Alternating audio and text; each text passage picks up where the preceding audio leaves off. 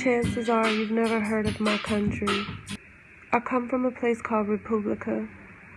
Republica is a free black republic established on the shores of the Mississippi in 1811.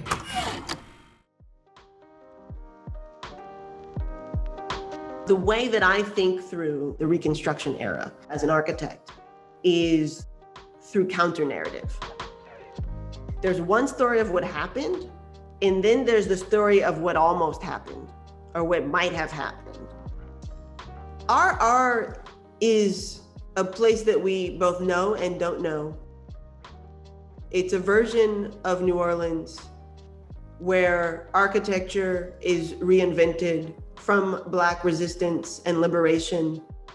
I worked on this project as a designer in collaboration with the artist Christina K. Robinson, who's a native of New Orleans. She came up with this idea of Republica, which is a fictional nation state where the rebellion against slavery of 1811, the largest uprising against slavery in North America, is imagined as successful. I was interested in Republica being an agent and being a site for this new work. Collaborating with Christina K. Robinson allowed me to step into that potential with a whole body of knowledge about not just the history of this event, but also the history of Black and Indigenous practices from that event onwards. For me, it was really important to collaborate because collaboration allows the architecture to be in dialogue in a way that could be open to thinking of radical alternatives to what we know. I didn't want to design an object. I wanted to figure out a way of doing architecture that was Blacker than any way I had ever done architecture before, to tell a story really of Black resistance and Black liberation. The character that you see created and played by Christina K. Robinson is Mariam de Capita, the imaginary founder of Republica.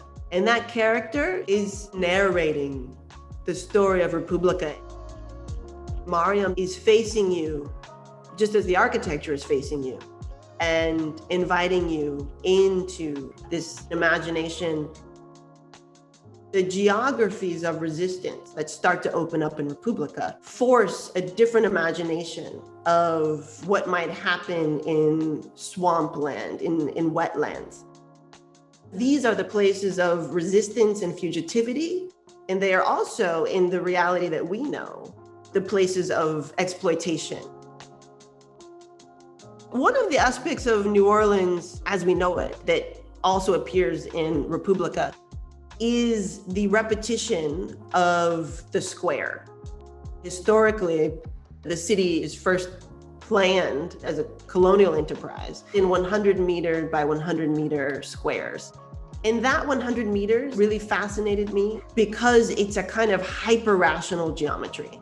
So in Republica, what the architecture postulates is that there could be a way of continuing this kind of hyper-rationality of the square, but doing it in a way that embraces Black cultural practices and the materiality of the wetlands. Collectively, these squares produce hurricane resistance and produce a shared ground for building much denser and taller structures than we would usually think of in New Orleans. In thinking about Republica as an independent Black nation state, part of what's implied is that it would not necessarily depend upon the industrialized building materials of the United States as we know it. The bamboo with the felt woven around it is a building method that could replace carpentry, building upon the skills of someone who would braid hair, the skills of someone who would produce textiles with patterns, working with felt or soft material. There's no invention of a new braid or a new weave. RR is presenting this idea that with the knowledge that we already have, we could be building in a way that we don't know yet. If we think about Black liberation as something that almost happened and didn't happen.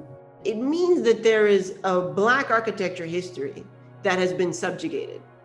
And so I started to think of this as a missing 200 years of Black architecture history. In a way, Republica and working on Republica architecturally is an homage to the Black resistance.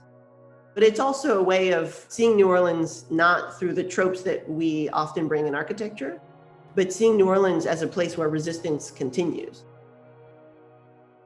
For me, it's important that architecture not just repeat the world as we know it, but be in dialogue with imagining another version, a different world that is possible.